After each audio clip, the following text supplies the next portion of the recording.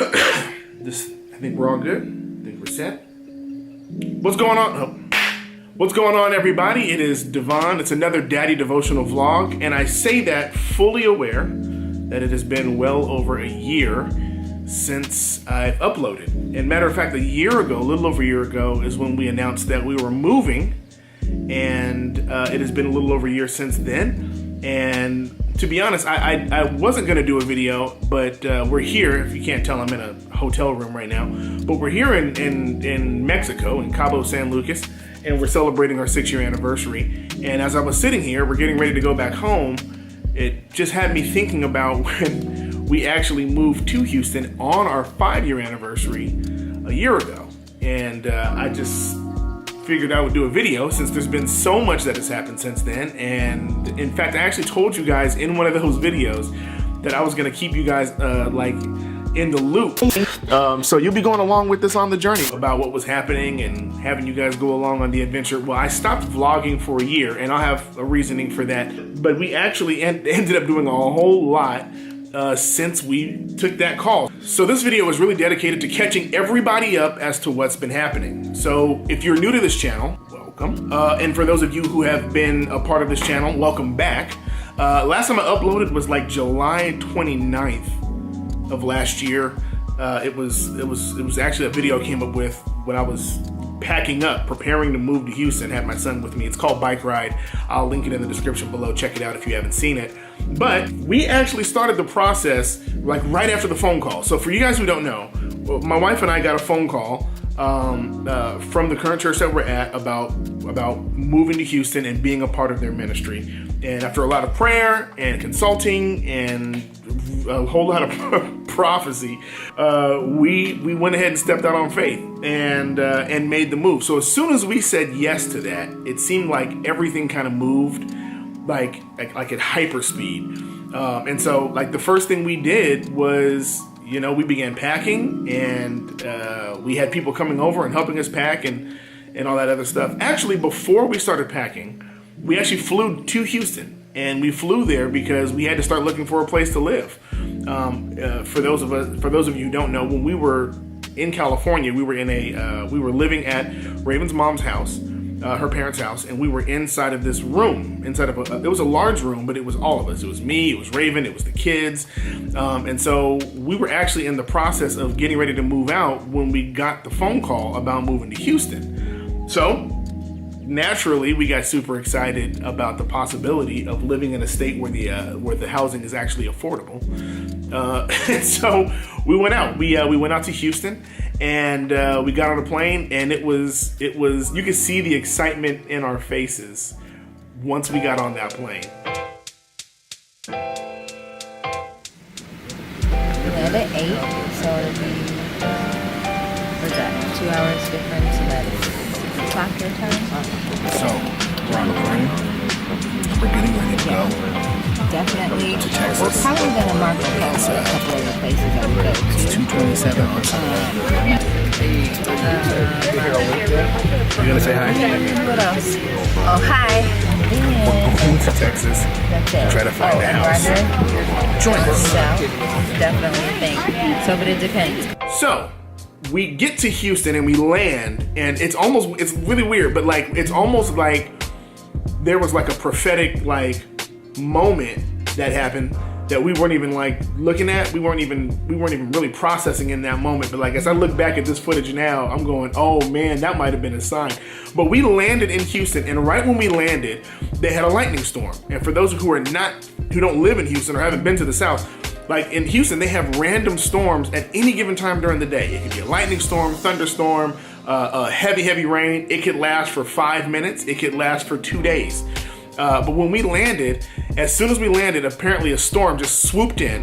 And as we were getting off the plane, we started getting announcements that there was a lightning storm happening and that we were gonna have our luggage delayed because they don't allow the workers to bring the luggage off the plane while it's on the tarmac while there's lightning. It's a safety issue. So everything has to stop. No flights in, no flights out, nobody's working the ground. It's just, everybody's just pretty much just waiting. And so we got to that baggage claim and had to wait for hours before we actually got our luggage. In fact, we actually ended up leaving without our luggage and having to come back and pick up our luggage later.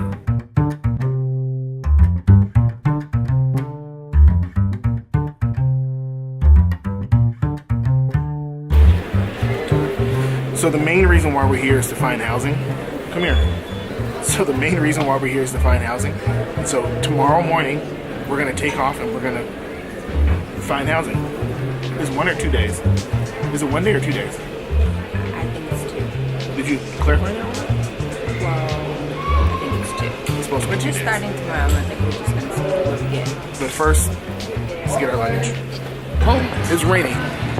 It's very rainy outside.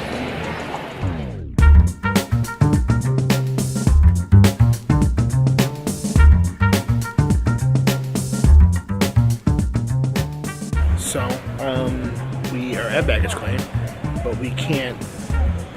But I can't get our bags because of the severe weather.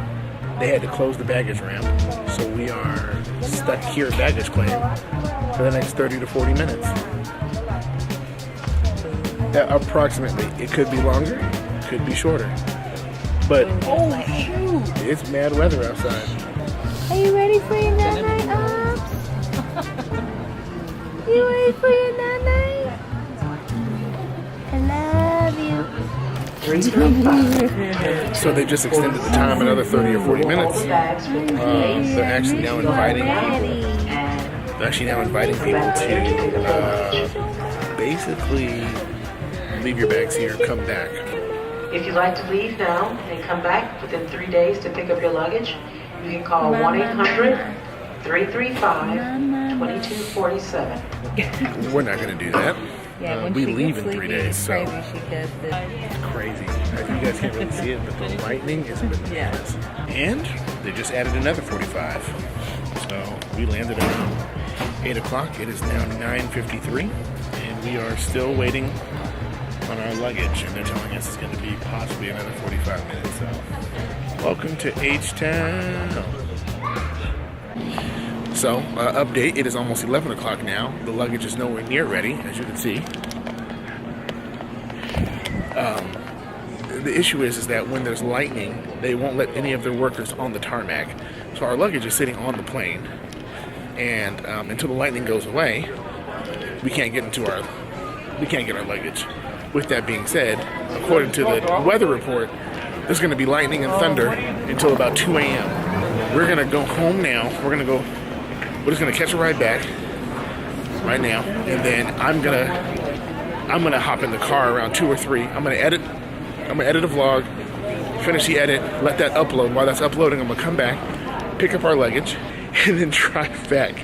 Welcome home, I guess. This is the welcome home. This is the home. So, as you guys saw, we actually ended up, I had to go back and get the luggage, and after I got the luggage, we ended up going back to sleep, had to get up early that morning. We were meeting with our realtor.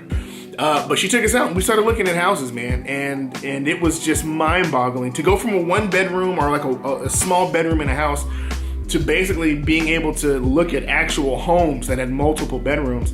And the only hard part was it was house after house after it was house after house after house after house, and we just could not seem to find the house that we wanted. And then we found houses that we actually wanted. And before we could get the application in, they were gone. What's going on, everybody? It's me again. Obviously, it's the next day.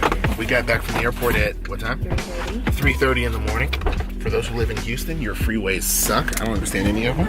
But now, we are with our realtor. This is the first house.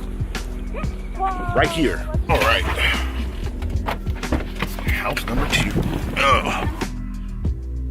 We're on house number 3. I lost count already. I wasn't sure if we had seen 2 or 4 houses, and we've actually only seen 2. This is our 3rd. After a while, the houses all start looking the same. Makes it hard to make a decision. All right, house number 4. What house? So it takes away that concern. I don't know what house number we're on. 1 video. 1. House number 6.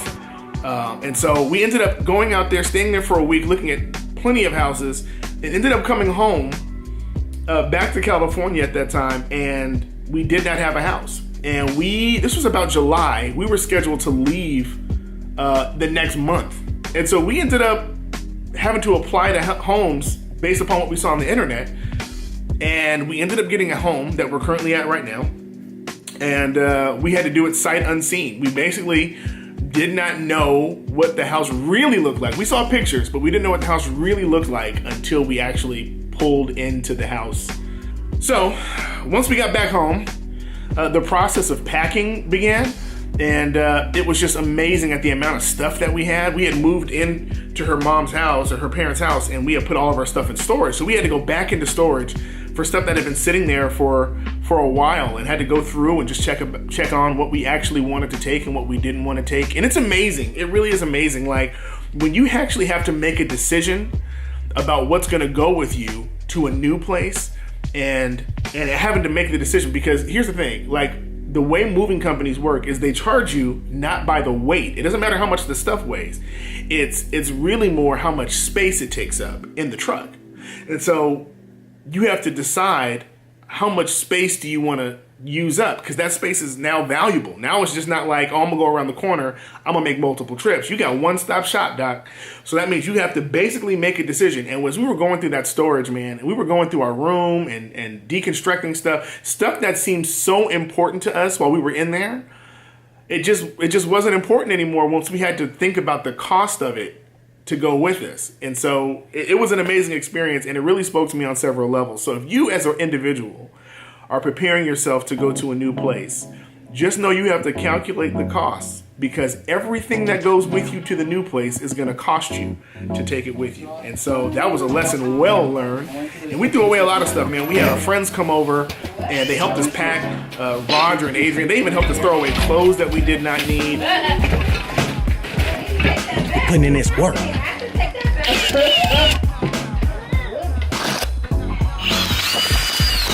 All under the crib.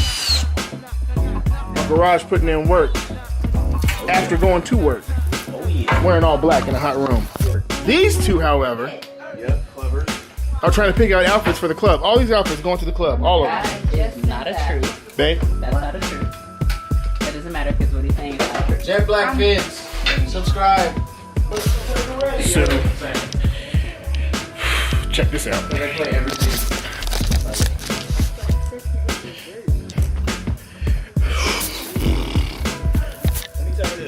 Progress. Let me tell you, keep rolling. Let me tell you this. If Jason walks through this door and that room is packed, I'm gonna stab him. So we're making progress. The crib is torn down, and it is no more. Rock on it! Rock on it! Take that! Boom, boom, boom, boom. I hate you because he just said take that. You Yeah. didn't.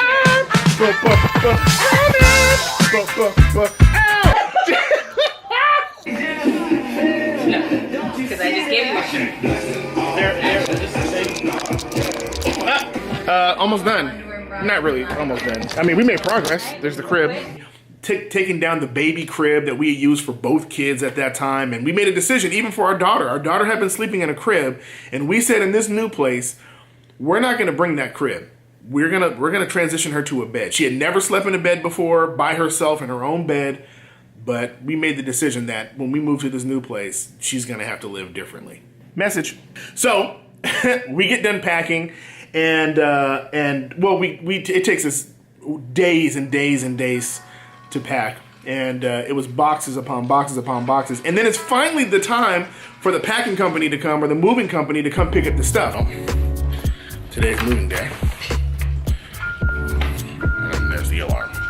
Well, let me change that. Let me change that phraseology. Today is not moving day. Today is the day. Today is not moving day. Today is the day that our stuff gets moved. Now, for those of you who never moved out of state, what ends up happening is your stuff gets picked up several days before you're supposed to leave. Look at this stuff. Absolutely ridiculous. All this stuff's going on the truck, man. So I think the moving truck is here, but I'm not quite sure. God, I hope this truck is big enough. I think I hear you. I think I hear you. Let me go see if I can catch him. I'm ready.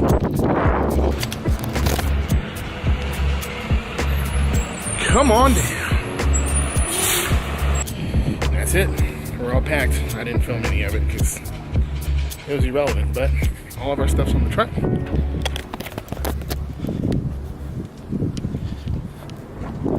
And it's out of here.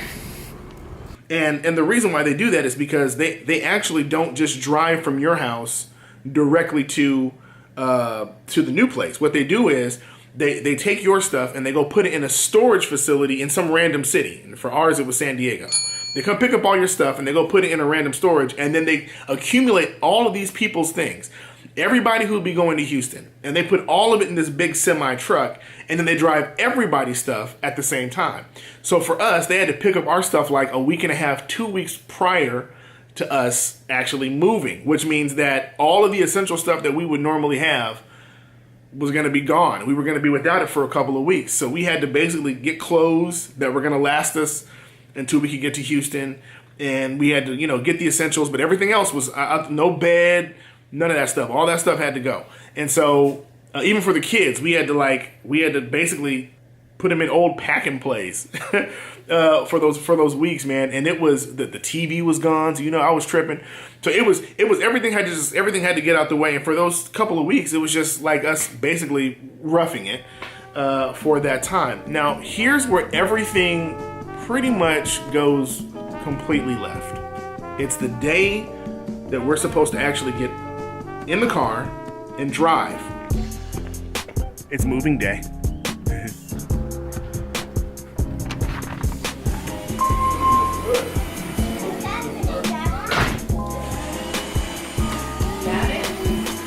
Got it, boy. Where you going? Hey, girl. Hey, girl, hey. Oh, you angry?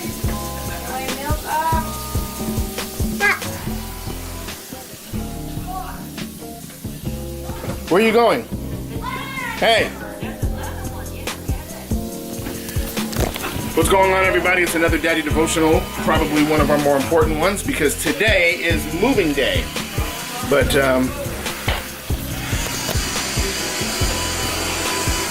high five.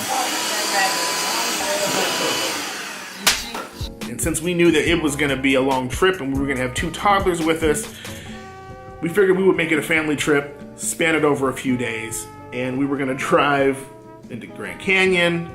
We were going to stop off in, I believe, El Paso or some other city, and then we were going to drive. So it was going to take about 3 days for us to do it. Well, everything up to this point has been pretty smooth for the most part.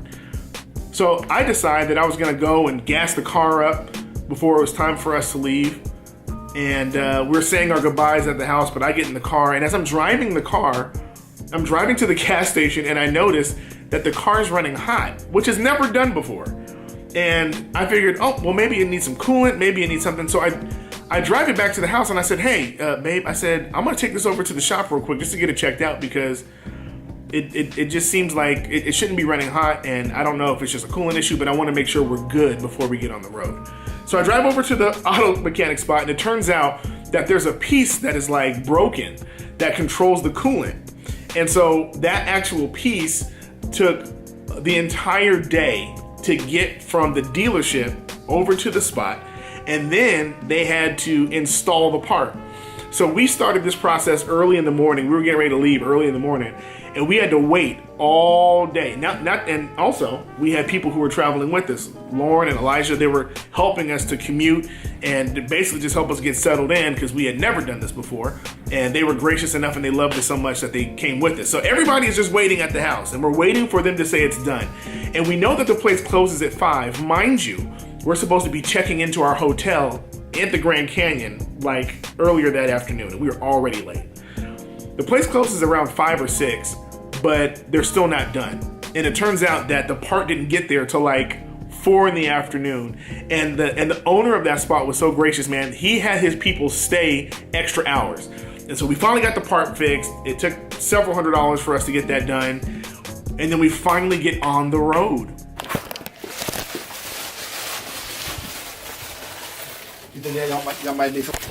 It's 7 o'clock and we are still in Monrovia. Let me explain why. There was a piece of the car, our coolant was leaking and our car was running hot, This bad boy right here took this. Look at that. That one piece cost us the entire day. We were supposed to be in Arizona right now, and because this little piece at the bottom broke off, it took Oh my God! almost a few $100s later and some other stuff. So now we're getting on the road late, and Miss Lauren is gonna find her a white man at a truck stop. Come on, Jesus. No, don't celebrate that. So I've been waiting all day. The kids have been waiting all day, and now we're getting ready to drive to the Grand Canyon from Monrovia in the middle of the night, really. Bye, Terrell. Bye, bro. Bye, sis. Bye, Caleb. Bye, Aubrey. He said bye. Say bye-bye to the house. What was is no more. And it was the most surreal experience ever to put two toddlers who were already tired and weary and were just ready to like run rampant. We're in Baker right now, so we're about 2 hours into complete darkness. Look at this. It's all dark. It's about 9:30. We are still about 4 hours away from Williams, Arizona, where we'll be staying. We're not going to get there till like 2 a.m., probably closer to 2:30 now that we made this stop. Put him in the car for several hours, and so we make it. We make it to the Grand Canyon, and we get there, and we check in, and we get up in that morning, and we're like, hey, we're going to go see the Grand Canyon, and we're going to get on the road to the next city. So really, we were there for like less than 12 hours, but it was absolutely beautiful. Had a wonderful time. Here it is. I'm sure a lot of you guys have already seen this, but I'm telling you, up close, it looks semi-fake. I don't even think what I'm showing you guys right now is probably doing it justice. Look at that. Look how far down it goes. Bananas. At the Grand Canyon, we move from the Grand Canyon and we go to the next spot, which was El Paso. I'm sorry, Albuquerque. We went to Albuquerque next. You guys can't see it the way that we see it, but Albuquerque is absolutely. This is stunning. This is stunning, man. Look at that. Albuquerque, New Mexico. We stayed at a casino there. That was fine. That was great. Hop on the road. And now the idea was we were going to stop one more time, but we started hearing these news reports about a hurricane or a tropical storm or something that was headed to Houston. And even as we were driving, as we were driving across, we were going to stop in El Paso, right at the border, right there at Texas. And we started looking in the sky, and it did not look good. It literally looked like Armageddon. Look at the clouds. We're surrounded by storm. So I made the decision, hey, listen, I'm not really sure what they're saying. I'm not sure how serious it is. We had seen the lightning storm prior, and it only lasted a night. But whatever they were saying on the radio sounded like it was going to be way deeper than what we were prepared for. So we decided not to stop. We were just going to hustle it all the way through. And I think we drove for 18 hours or something like that, all the way from where we were in, matter of fact, we stopped in White Sands, New Mexico, and we went all the way from White Sands, New Mexico, all the way into Houston. And we drove almost 24 hours, man, 18 hours or something like that. And we pull in. And as we're pulling in, we pull into the house, and we pull into the driveway, and we're seeing our home for the first time.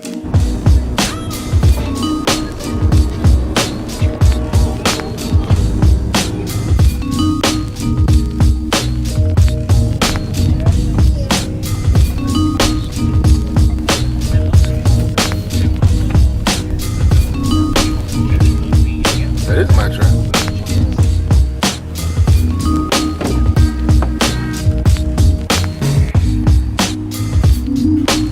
Hey.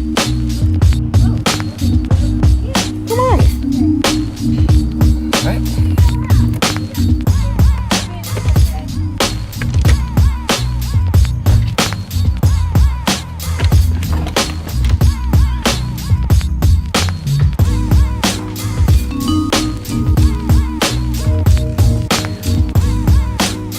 But the problem now is that as we're pulling in to the driveway, the news reports are saying, oh, this is not a thunderstorm. This is not a tropical storm. This is a hurricane, and it will be here tonight. We stepped into our home for the first time. I think we spent maybe 5, maybe 10 minutes looking at the home, and immediately rushed out the house to get as much stuff as we could. We tried to get all the food we could, toys that could that for the kids. We had never been in a hurricane before, so we didn't know what to expect. We didn't know how long it was going to last. But the way they were talking was like, this is not going to be a normal hurricane. And we're like, what is a normal hurricane like? So we split up. My wife and Elijah and they go and start shopping. Lauren stays at home with the kids. I go out and try to make sure we at least have some utilities turned on. I go get our internet set up, and then we come back to the house and we hunker down. And our very first day was one of the most stressful days since I've been in Houston. Hurricane watch. So it is the 25th. We've been here for a total of a day, and we're in our second day, and there is already a hurricane here. And so over the next several hours, probably 24 to 48 to be honest with you, we're going to be doing a little bit of a storm watch. And what makes matters worse is that we pulled into our driveway the morning of August 24th, the day of our 5-year anniversary. And my wife and I couldn't celebrate because we didn't know what was happening around us. For the next several days, we were stuck in the house. No furniture, no beds, just whatever we could pick up at Walmart. Couldn't drive anywhere.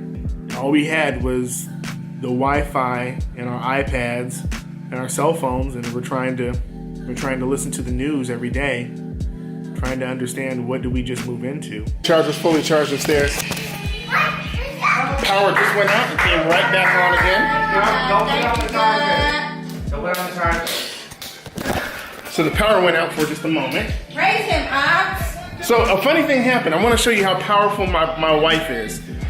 As long as it's raining, generally there's no tornado. Am I correct? Yes. So we had another warning that said the tornado watch was on until 8 o'clock. It got extended again.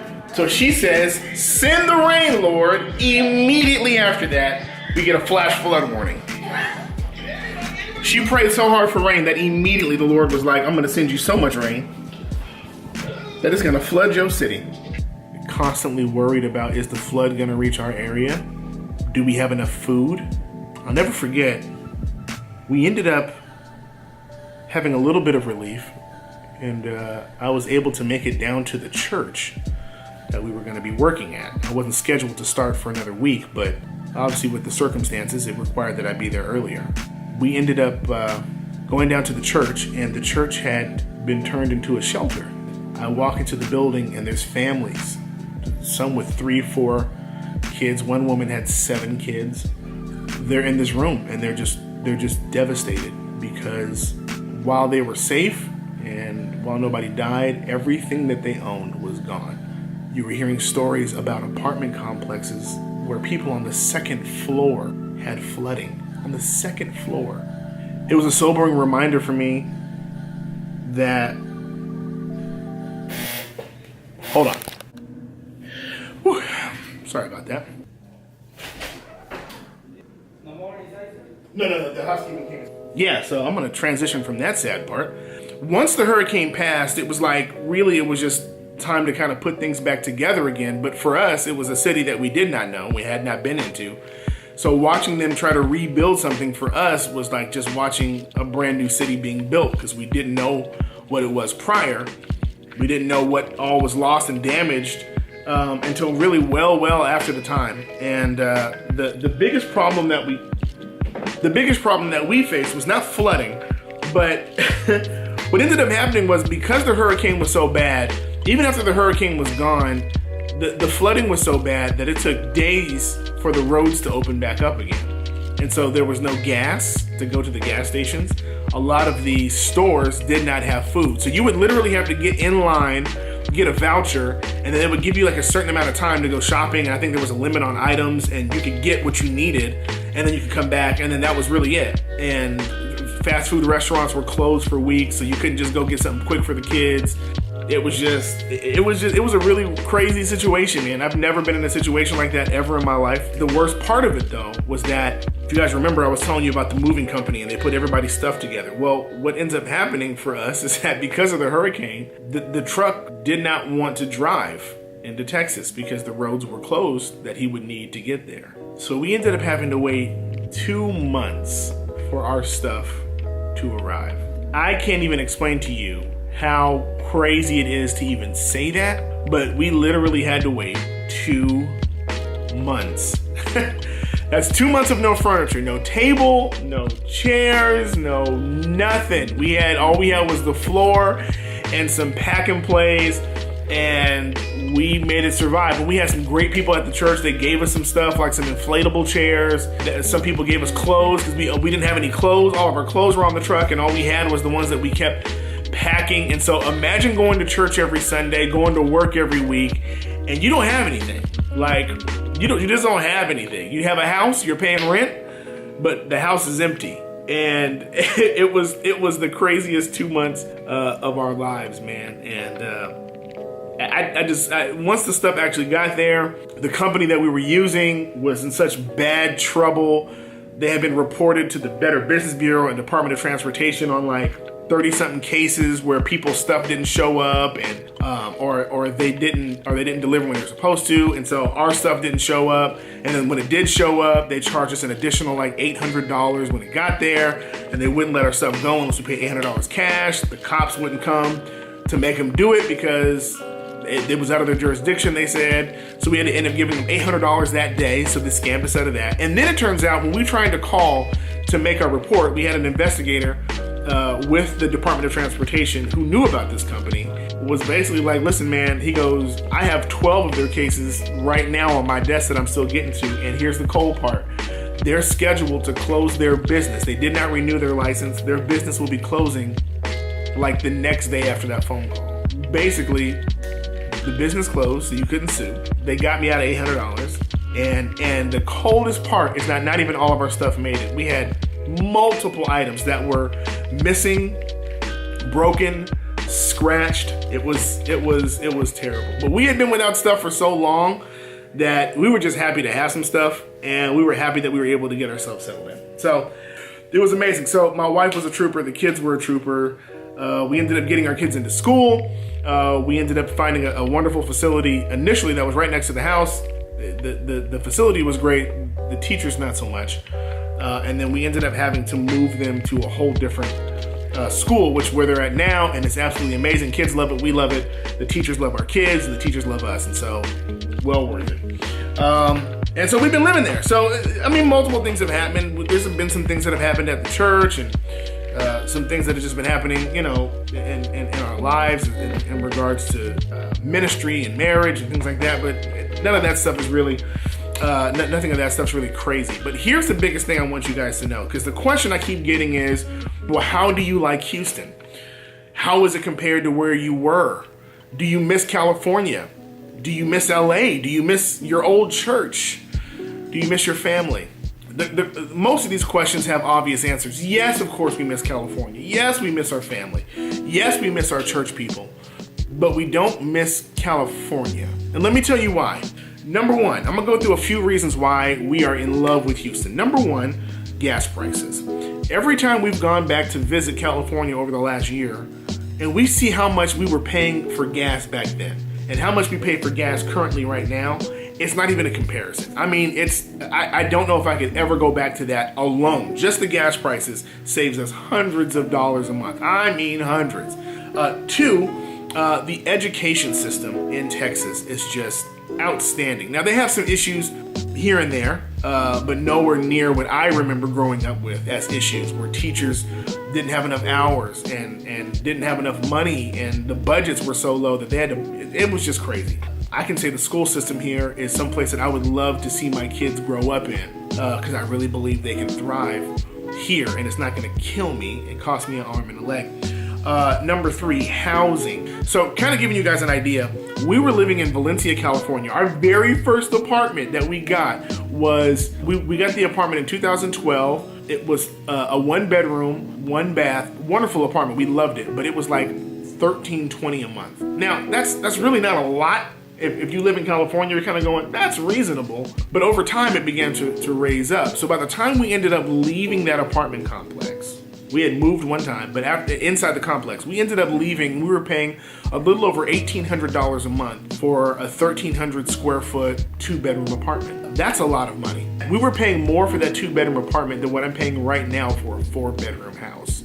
So being able to be in Houston and seeing what you can get for your money to live and all those things has been absolutely wonderful. So just those 3 reasons alone. What I really would love to do is to take all of the people that I love in California, pick them up and set them right in Houston, man, because it's the one part that we're missing. But with that being said, we have met some incredible people since we've been here in Houston. We have amazing friends and family here, so we just have extended family now that it stretches from California all the way into Texas. That's been absolutely amazing. The church has been amazing to us, so we're loving it. So we really don't have a reason really to move from Houston. The question I've been asked recently is, are you going to be there long term? Do you plan on moving? Well, if you would have asked me this 2 years ago, I never intended to leave California.